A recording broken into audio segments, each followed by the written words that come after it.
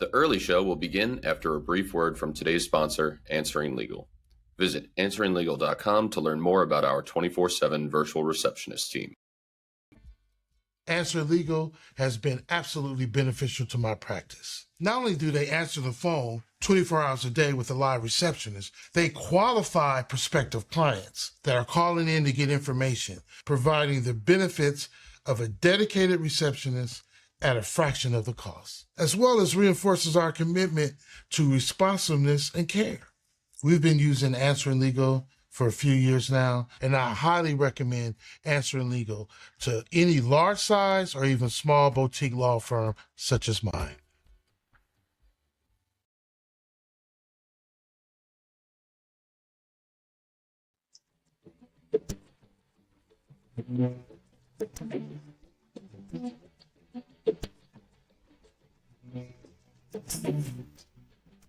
Hi, everyone. Welcome to another episode of the Earley Show, sponsored by our friends over at Answering Legal. As always, I bring to you the very best in the legal industry. Today, we have a real treat. We have a guy who's not only a law professor, he's actually coming back for a second time. He's the first guest that I've invited to come back, to run it back. That's what I think about Ryan. He's energetic. He likes to help lawyers thrive and grow and be happy. So, Ryan, psyched to geek out with you. How are you, man? I'm doing great, Chris. How are you? I'm so good. It's good to see you. I see you everywhere, right? It's hard to avoid Ryan McKeen. You're very good at, at being everywhere and leveraging tech, automation, AI. We're going to get into a lot of that. So you came on the show roughly 2 years ago. And so that was right before your $100 billion conference in Boston, which I attended. I got a lot of value out of that. I networked, I grew, I expanded myself. So I appreciate that. That was a good event. So it's been, like I said, 2 years. Get us up to speed. What's going on with you now? A lot of stuff. I left my firm. I left Connecticut Trial Firm. I took Brittany, who was our marketing director, and she planned the $100 million day. Allison, who was our chief operating officer. Marissa, who was one of our top paralegals. Pam, who was my executive assistant and helped us out with marketing. And we went and we formed Best Era. Best Era is a consulting company in the legal space. We work with firms from all over the world, doing a bunch of different things, which is a ton of fun. I have formed a very small personal injury firm where I personally handle a very few number of cases at this point. And I work with Marissa, who helps me out. And I'm an adjunct professor at the University of Connecticut School of Law. So I have basically given up my title as a CEO of an organization in order to trade it for titles of founder or co-founder, professor, and lawyer. Very cool. So a lot's been happening. You've reimagined, right? You've started a new path while still being a practicing lawyer, right? You still have, that stake in the ground. You're still practicing, keeping your skills sharp in that area. However, now you're consulting, helping other lawyers. What led you to get into that space of the consulting space, right? To help other lawyers? Yeah, I think it's a real personal journey for me, which is like, I think I'm a slow learner. So it took me probably about 10 years to figure out how to be a lawyer. Then I opened up my own firm and I had some success. Like I had some big cases that settled that glossed over probably a lot of mistakes. But ultimately, by about 2016, 2017, I was working a ton of hours. I was not making any money. I mean, I was making money, but like not commiserate with the amount of hours that I was working. And it just really felt like I was treading water, so to speak. So I remember one night I went for a walk because like it felt like the whole world was mad at me. My wife was crying because she found out we had all this credit card debt. And I was just like, what am I doing? I'm a solo and I'm trying to do things. I'm trying to be a lawyer. I'm trying to be good at all these different things. And it's just at the end of the day, not working very well. But I'm like, other people have really figured this out. Like they figured out how to run a business, how to make money, how to have a better life. And I'm like, well, I've invested a lot of time in growing my trial skills, like through Keenan Trial Institute and things like that, I'm like, I need to invest in growing my business skills. So I did. I joined Rosen Institute. I began learning as much as I could from people like Jay Ruane and Billy Tarasio and so many others. And ultimately, like, I just throw myself all in on things. Like, I go deep. And I went deep on understanding how to grow a thriving business. And that knowledge translated into a ton of success at Connecticut Trial Firm, grew that to very near 8 figures in terms of yearly revenue. I mean, $100 million jury verdict, a team of about 40 people. Like all of those things were really good and successful, and we ran good profit margins and all of that. And along the way, like I'm a person who believes in sharing my journey, sharing my struggles as much as possible. And I did. I wrote Tiger Tactics, which was a book really detailing a lot of the pain that I had to work through to get to where I was. As a result of that book, people started having me, speak at events. And ultimately what that did is in 2000 and I think 22, 21, some point, Lawyerist and my friend Stephanie Everett, she asked me to be a coach with Lawyerist. So I started doing that, real part-time, like probably 5 to 10 hours a month when I was at Connecticut Trial Firm. And I started just really enjoying helping lawyers through these things. Like I enjoyed it. And I've been a big believer in sort of like careers are primarily 10-year blocks of different things. So first 10-year block was really learning how to be a lawyer. Second 10-year block, really learning how to grow a business. And, as I had the opportunity last spring to really reimagine my future, it was like, what do I want this 10-year block to be? And it was teaching. It was like, this is what brings me joy. Like, still, I mean, like being a lawyer brings me joy, but it is teaching that brings me joy. And look, being an adjunct professor does not pay the bills at all. So the opportunity to found a company that would allow me to teach and to do it basically full-time, more or less, was something that greatly excited me. I love that. I resonate with that hardcore. You talk about a lot, just to unpack a few things. I'm a big believer in that 10-year idea. I think that's a really smart way to put it. I think I heard Tony Robbins said people overestimate what they can do in 1 year. They underestimate what they can do in 10 years, right? A decade. You could do so much damage in 10 years. We always have to be, reimagining it, relearning and challenging ourselves. So you're a student who became a teacher, right? And because you go deep, like you said, I go deep too. Like I think, and I say this in the spirit of a way, we're nerds because we go deep and wide into things. And that's how you attract attention. People want to talk with you because you're a sharer, you're a giver. Good things happen. Ladies and gentlemen of the audience, give. Give as much as you can because you're going to get.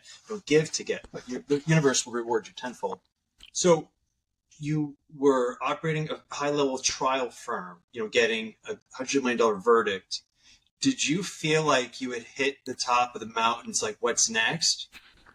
Is it one of those deals like watch what you wish for, you may just get it? Absolutely. Because it was like, as a trial attorney, like, I mean, and look, there are lawyers out there like Nick Rowley who go out there and just do it again and again and again. Yeah. And God bless them. Like, the world needs that. Yeah. But, I think for me, like, I wanted to be a trial lawyer, and $100 million verdict was like proof of concept. Like, like I didn't need more. Like, I don't know that, a $200 million verdict would make me happy. Make me happier. Like, I had set out to do what it is that I wanted to do in every which way. And it's not to say I'll never try another case again. I think it's a lot of fun, but I had set out to do what I had accomplished. When I had grown my firm, I had set out to do what I had accomplished. And, I think with Best Era and with consulting, it was like, okay, can I do it again? Because now I'm starting from experience. And can I grow another business in a different area, right? Because running Best Era in a consulting company is a lot different than running a law firm in many which ways. Some easier and some harder. But can I do that again? can I take those lessons that I've learned and can I do it again from scratch? And that, I am definitely a person who gets motivated by challenge. And it's like, it's the Sir Edmund Hillary quote, which is like, why'd you climb Everest? And the answer is because it's there. And like that resonates deeply with me. And so it's like, okay, you did it once. Okay. Can you do it again? And can you do it differently this time? And can you do it in a different space? And that excites me. So, think about ascending the mountain, right? This metaphor, going up the mountain, you reached a high level that not a lot of lawyers are able to crest.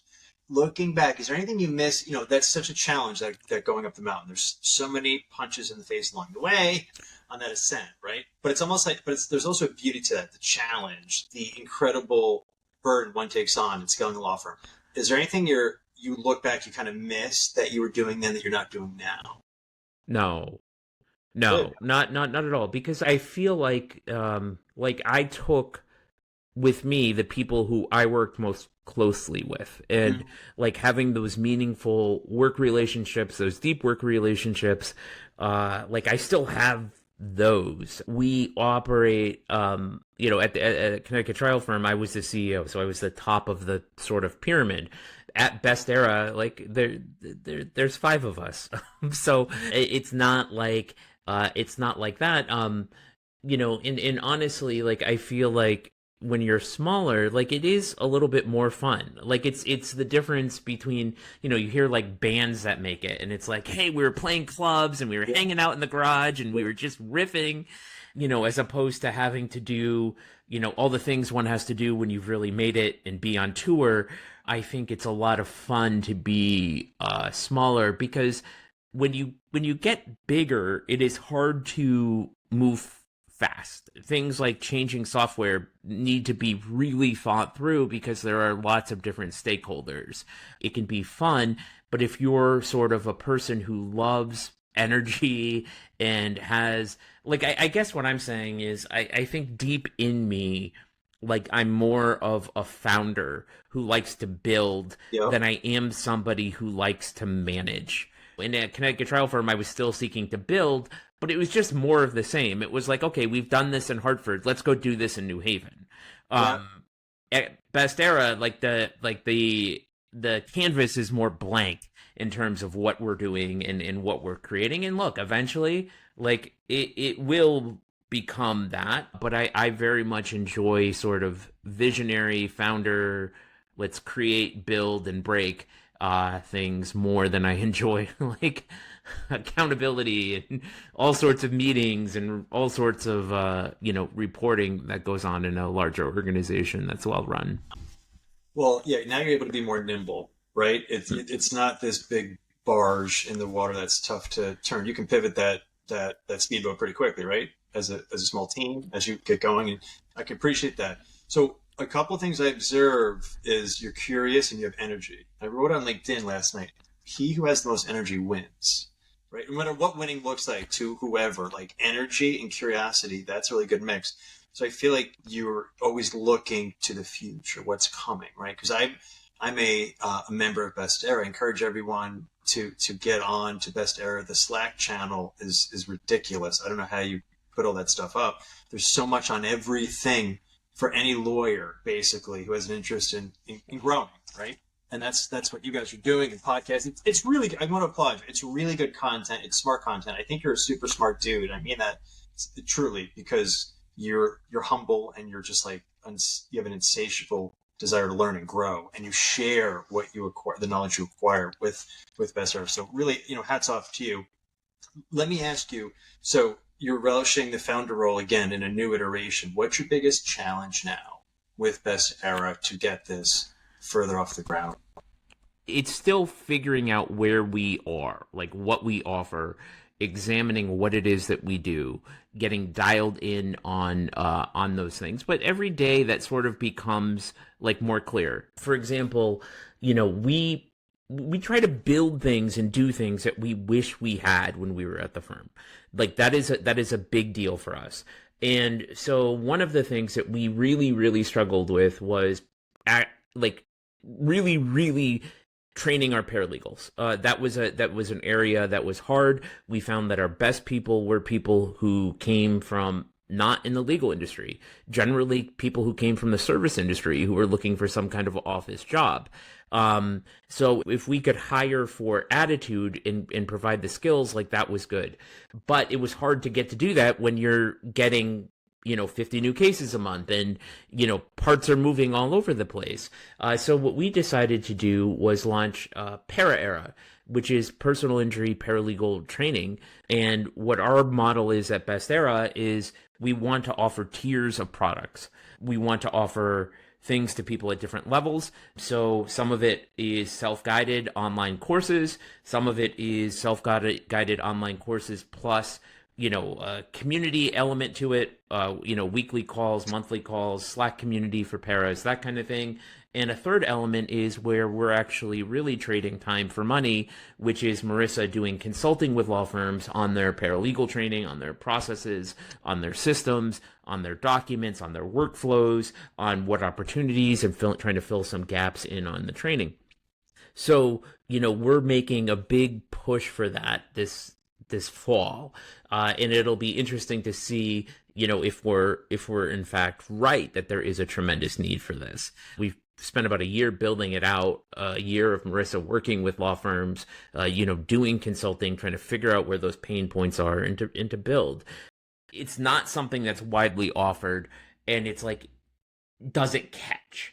And then if it catches, like, what do we do? Like, do we hire more people? Like, what goes on with that? So I would say that it's, which is just different when we're at a law firm. At a law firm, it was like, okay, this is a car accident case. Like, this is what we do.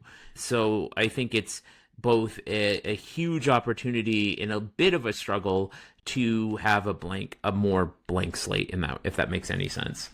It does. And that's part of the adventure, the excitement, the challenge, right? The risk, like any founder takes on risk. There's no guarantee of anything here, right? And I think that's a fascinating journey as an entrepreneur. That's what we're talking about, entrepreneurship, right? In the flavor of the consulting for lawyer space, right? So let me ask you this. What do you see are some things that lawyers are challenged by? Like, what are some themes you see that you wish you could wave your magic wand and just like make it go away? Like, what do you kind of bang your head against that lawyers don't seem to get?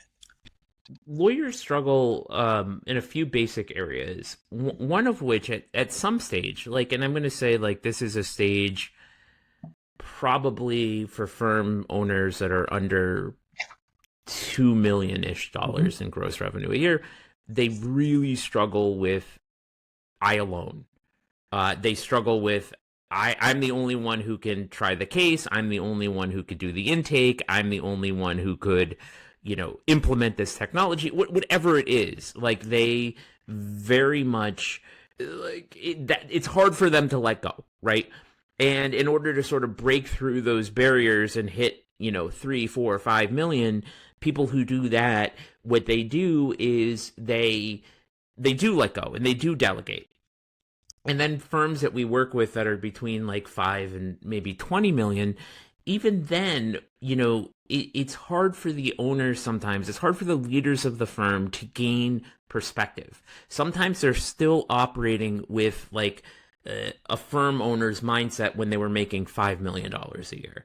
And it's basically that, like, every level things break and every level results in new challenges, and it's not like a video game where that you've beat the level, you've beat the world.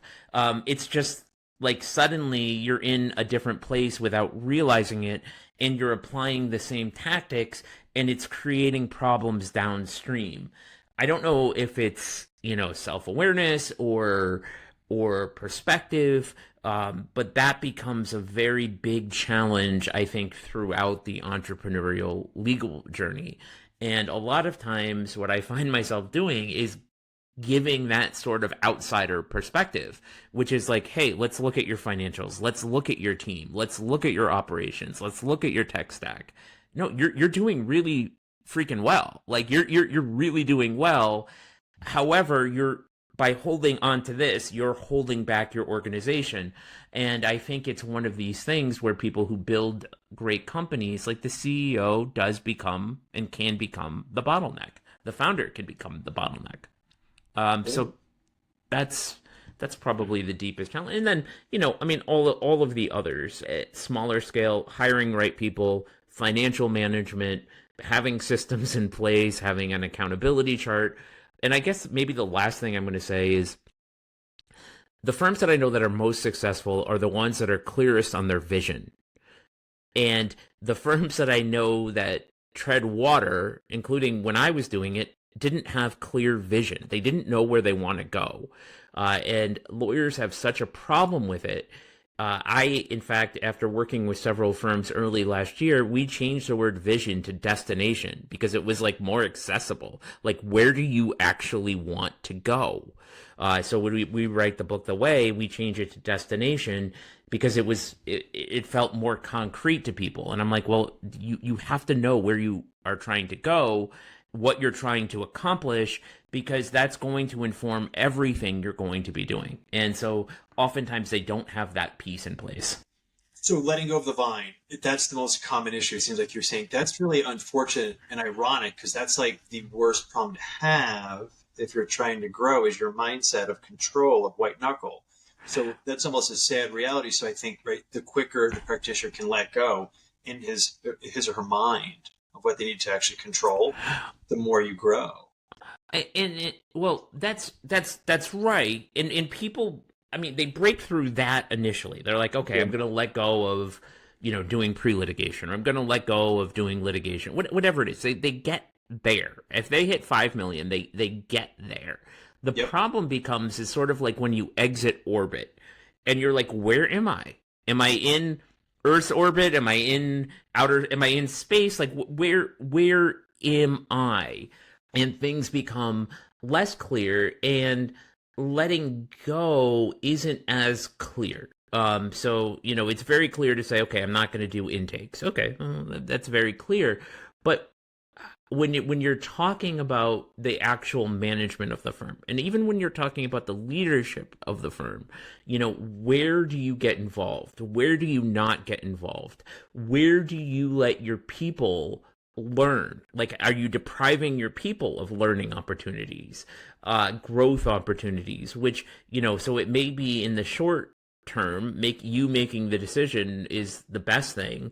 But if you're not allowing your leaders to get at bats, like that it becomes less clear. It becomes harder to do. But the bottlenecks, the results can be even worse if you're not really intentional and conscious about it. And really, at those levels, like, I'm like a mirror to them, and I'm just like, here's what's going on, here's what you're doing, here's what you can do, here's what I see, and try to give some perspective.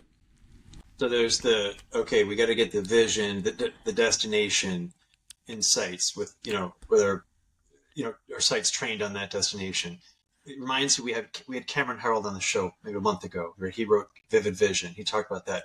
And I struggle with this, how can the practitioner get the vision out of the head, out of his or her own head and percolate it, to the team? So there's nothing's unclear. That person can be stopped on the street and say, hey, what's your long-term vision? That team member can say, oh, it's this.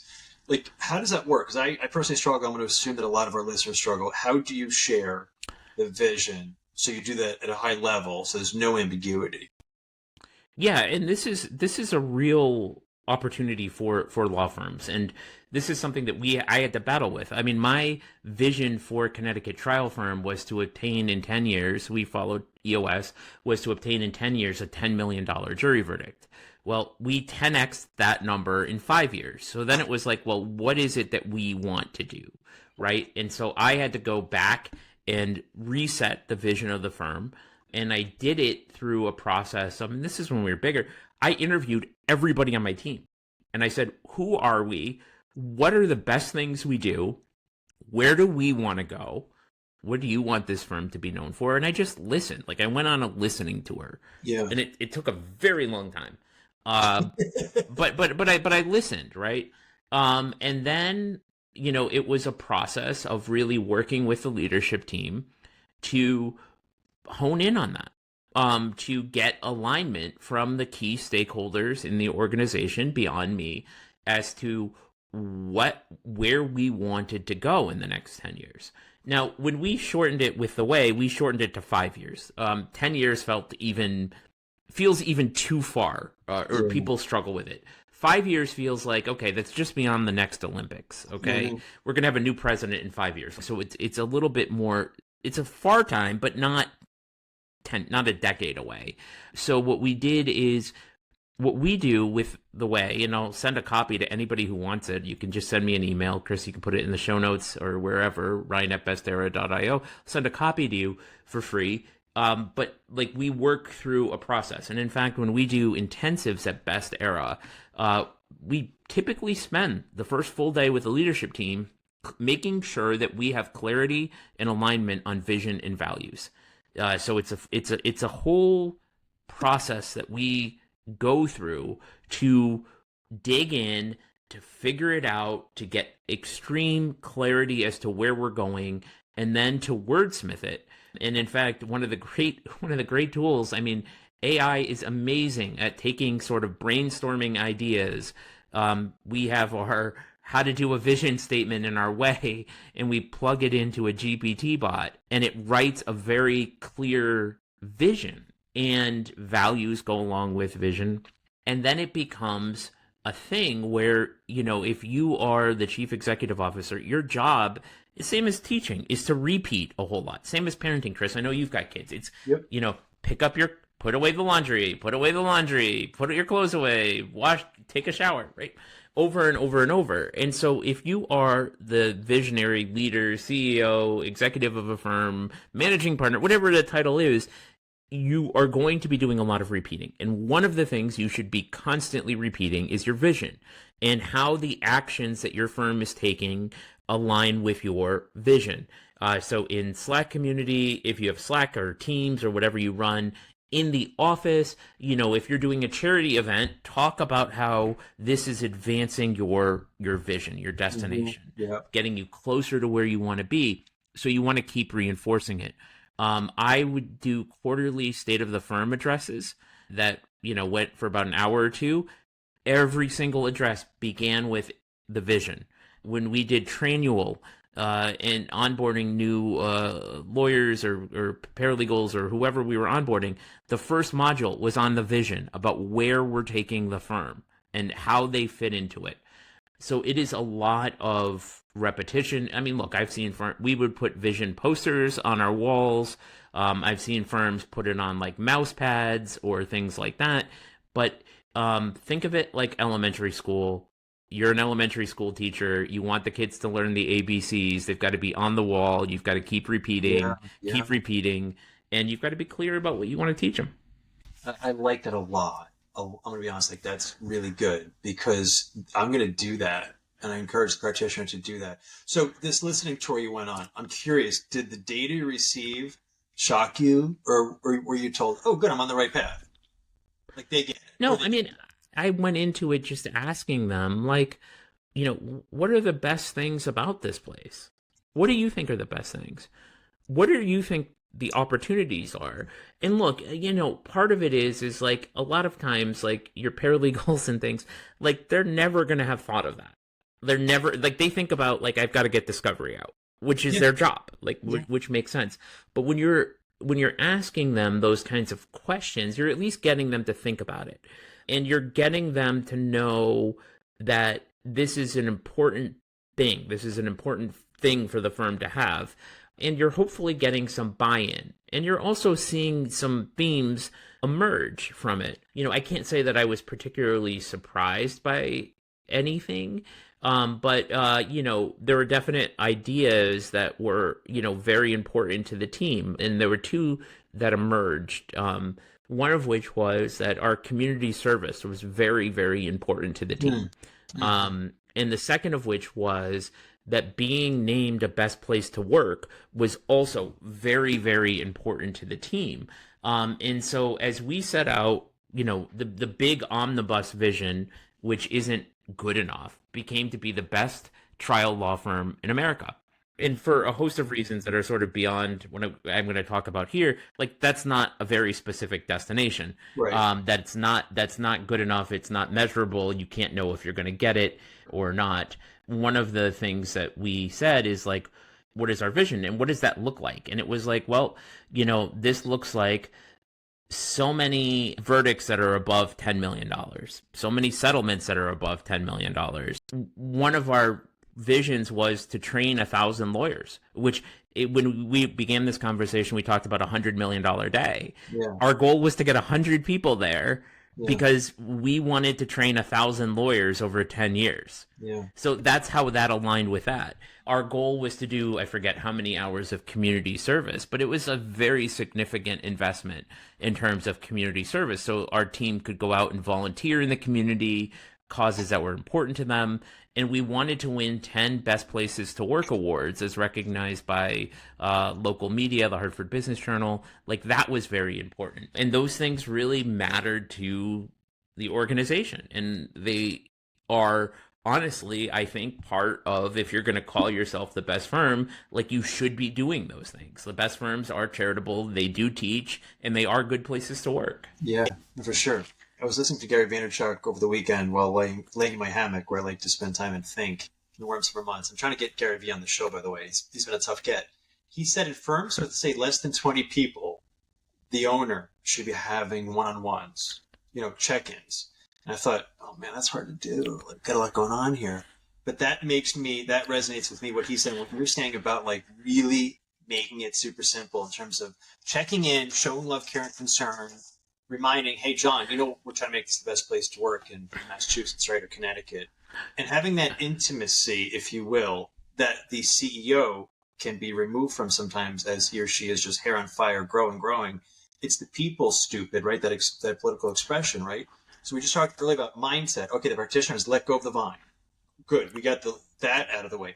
But now how do you run? You run with other people, right? So the quicker you can get out of your own way, the quicker you can help people, help you kick ass for people who need your services. I think that's how you can run far and really crush it. What do you think? Yeah, I mean, I used to do like formal one-on-ones with our team, like every week, 15-minute one-on-ones. Yeah. Like by the time we reached about 10 people, like that was not possible. No? Okay. So I gave that up, and then I started having other people do one-on-ones. That was fine. What I never gave up was the doing the rounds, like going around my office. Hey, hey, so-and-so, how's your dog doing? How's your kid doing? How's your dad doing? Hey, how about the Red Sox? I would, on car rides, like I would just call people. like I would just be like, hey, Erica, I'm just calling to check in. How are you doing? How's your daughter? So it became a less formal process, but my goal was to have, one of those bits of contact, meaningful contact with everybody at least once a month, just to check in. It does become very hard to do a formalized process. But when I did the vision, like that was like a half-hour meeting, like get on my Calendly and like, let's sit down or in person or in Zoom or whatever. But otherwise, like I think informal conversations. So, if you're a leader who goes in and you lock yourself in your office, you have to sometimes. But it's always worth it's money and time well spent to just walk around, go around. Hey, not talk about work. Like that being like the one rule. Like, how's your dog? Hey, you going anywhere this weekend? Or just those kinds of very simple things. I think that matters a ton and is a very good use of your time. The challenge for me, Ryan, is I'm a pretty much a remote firm. And so I'm always thinking, how do I keep going back to show love, care, and concern to my team. What I do a lot is I poll them. Yesterday, I sent out numerous polls. How am I doing as a leader? Do I listen to you? Do I welcome your feedback? I take a morale poll as well. That's a different poll altogether. I'm always asking for feedback, and they feel like this dude cares. I hope they think that, right? And that's the challenge. But running a remote firm is easy and hard because there's nothing like breathing the same air, walking around, sitting down, and hey, Ryan, what do you think about the Sox? It's hard to do that online, and that's a challenge I find, but it's doable. See, what I think is, and look, like Kane Elliott from Filevine says this, and he's completely correct. Like in 5 years, the thing that's going to be more valuable than now is a phone call. I had teammates in Minnesota and Alabama and Boston and all over. And I had teammates in we had virtual assistants in South Africa and Mexico and Argentina. Pick up the phone and just call them. Talk. Just that phone call of, hey, how are you doing? Like that. I mean, yeah, and we would survey people. Like we had Gusto surveys, and we had all of those things, and like fine. But I think at the end of the day, just, and look, I know you take the train in. I don't know if you can talk on the train, but like just, you go on a walk, you just put in your AirPods, you call somebody, you talk to them. How's it going? That's it. No agenda, no nothing. Hey, just checking in. It's funny, things change. I always have people say to me, hey, Chris, you take the train, because I wrote about that on LinkedIn. I no longer. That's the funny. So two lessons there. LinkedIn works. And secondly, don't be stuck in your ways. I used to take the train for decades, Ryan. It's like just the way I do it. I get up, put a suit on. Now it's like, no, I wear a short sleeve shirt in my home, and I work from home, and my firm is thriving. So I encourage the listener, practitioner, be nimble, be versatile, be open to new things. Like Ryan is, be curious, be innovative. I'm really curious, just pivoting for a second, anything else you want to share? Because those are really important topics. Anything else you want to share with the audience on those things, though, before we move on?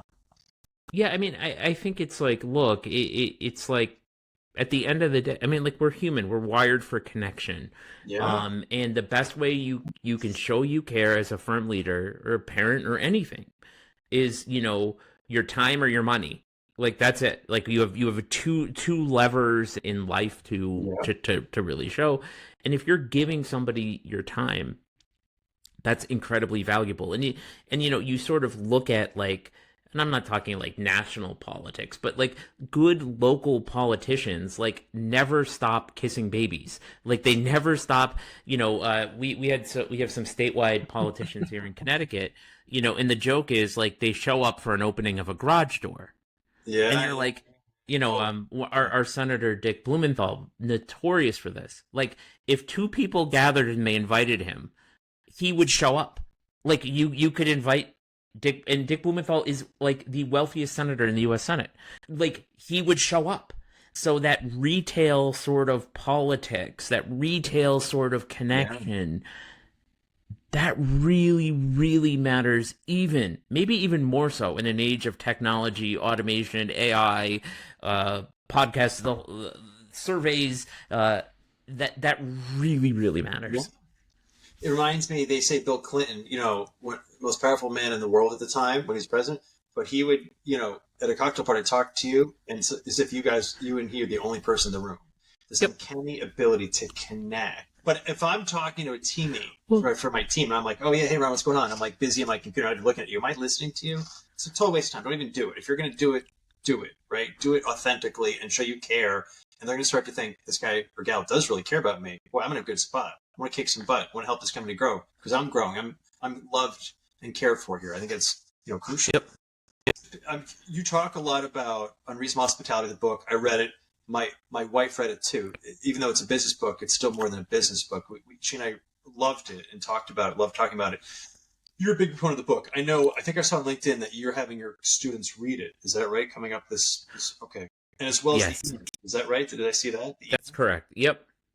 Those are two good ones because one is the business and the other is how we're making people feel while we do business, right? And that's really important. How you're making people feel, and it's about taking care of your team and taking care of your clients. And honestly, like, look, we can talk all about AI, we can talk all about systems and automation and metrics and KPI, but I will tell you, and you don't have to pay me a high fee to do consulting to learn this. If you take care of your clients and you take care of your team, everything else pretty much takes care of itself. Yep. And it's easy to say and maybe hard to do, but if you really focus on this, there's a book and it's about, it's called the $100 Billion Coach or something. It's about this guy who coached all these executives out in Silicon Valley. And, he would encourage, like, the founders of Google, high level people at Apple to have a thing on their desk, post it. And I put it on my desk too. It said, focus on product, focus on team. And if for law firms, you don't really have a product. You're not selling an iPhone.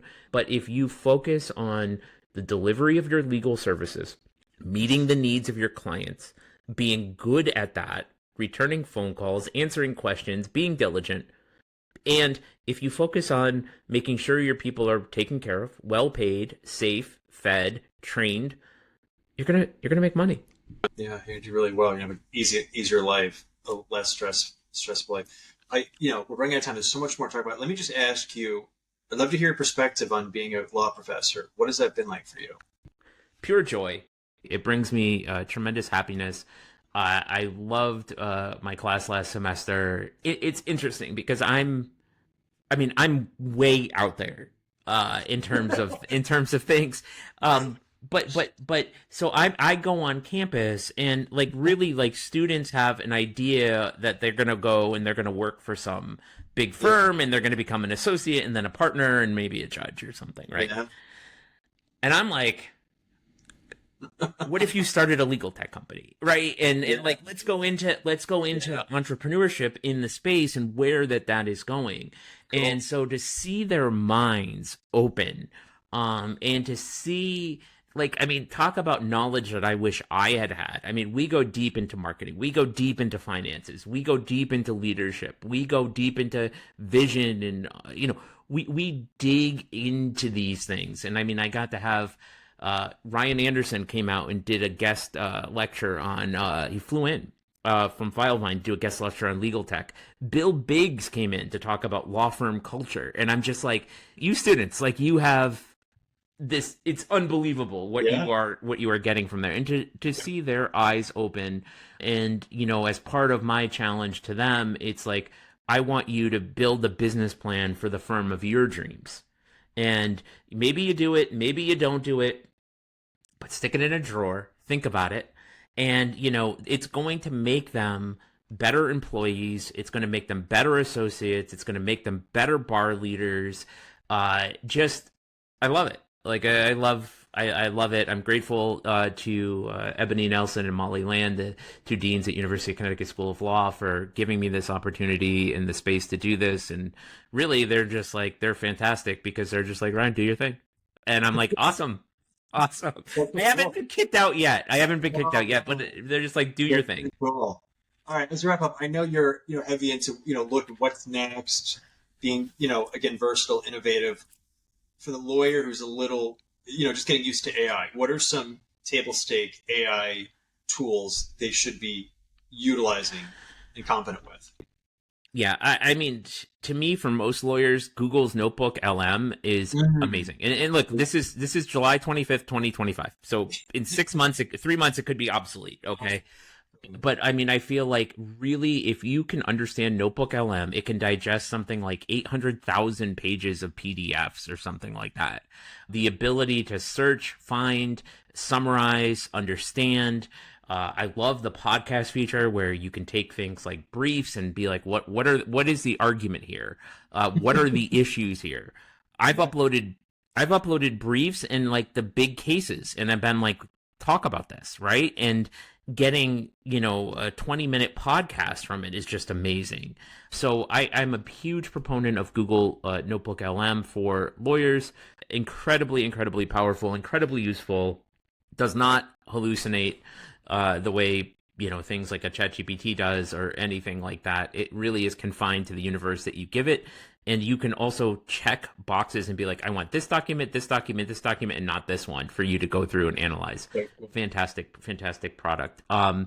We, Chris, are at Best Era. We're, by the time this comes out, it'll be announced, but we're doing our AI era down in Charleston, South Carolina, where we are going to spend 2 days. We bring in some experts. Day 1, some talks, some ideas. Day 2, real hackathon to practically build AI tools into your firm. And we're not talking about like the Clios or Filevines or Smart Advocates. We're talking about things that are like ChatGPT or Google Gemini or Perplexity or Anthropic that are available to you at great cost, and how to use these things in really innovative, useful ways that help your firm, and also how to train your team on them. Love it, man. Keep doing your things. How can people get connected with Best Era? Bestera.io. We're putting more and more content up there all the time. Find me on LinkedIn, Ryan McKeen at LinkedIn. You can probably find me. Send me a DM. Happy to connect. Send me an email, ryan@bestera.io. You can probably find me if you Google me. I think it's malpractice for a lawyer not to sign up for the Slack channel. There's so much stuff there. I feel guilty. There's so much good stuff. But you know what? This is actually part of our model and part of our destination. We want to grow to a certain size in revenue without growing our team. So what we have to do is a one-to-many model. And as opposed to just trading 80 hours a week consulting and, fine, we can make good money doing it, but we're capped. And I wish I had this information when I didn't have any money. So this is $1 a day. And I'm like, if you can afford it, you can invest it. I'm going to deliver 100x return to you if you engage at all. Yeah, and it's so good. And I, it's something I wish I had. So keep doing your thing. Last question: how frequently do you post to LinkedIn? Usually every day. Some days I don't have an idea. Some days I have 3 or 4 ideas. But usually every day. Lawyers, post to LinkedIn. You're missing out. You're already too late, so get on the bus. Ryan, I appreciate you, man. Thank you for coming on for a second time. You inspire. I appreciate you. Love the success. I'm always going to be cheerleading from the sideline, rooting you on. So keep doing your thing. Thank you so much, man. I appreciate you, brother. Thank you, Chris. All right. That's it for this episode of The Earley Show. Be sure to check out more episodes of our show on Spotify, Apple Podcasts, the Answering Legal YouTube channel. Thanks, everybody.